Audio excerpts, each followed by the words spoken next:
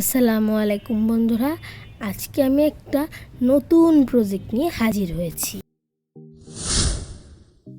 তো তোমরা দেখেই বুঝতে পারছো এটা একটা লাইট হাউস। প্লাস্টিকের বোতল ও কার্ডবোর্ড দিয়ে এই প্রজেক্টটি তৈরি করা হয়েছে। বিজ্ঞান মেলায় সায়েন্স প্রজেক্ট হিসেবে শো করতে পারবে। সাধারণত দিনের বেলায় নাবিকদের জাহাজ চালাতে সমস্যা হয় না। বর্তমানে লাইটহাউসের ব্যবহার কম থাকলেও প্রাচীনকালে লাইটহাউসগুলো নাবিকদের অনেক কাজে আসতো।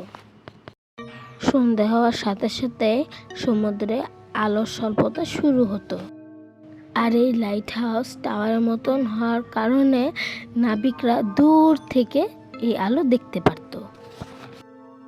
লাইটহাউসগুলো উপকূলীয় স্থানে বা দ্বীপে স্থাপন করা হতো, যাতে জাহাজগুলো ক্ষতি থেকে রক্ষা পায়।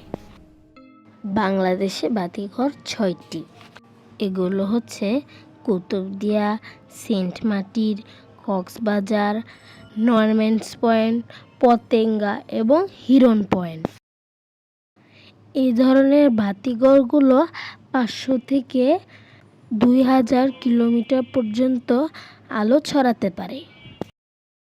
তো বন্ধুরা, এই ছিল আমার আজকের প্রজেক্ট এবং ভিডিও। আল্লাহ হাফেজ বন্ধুরা, আসসালামু আলাইকুম।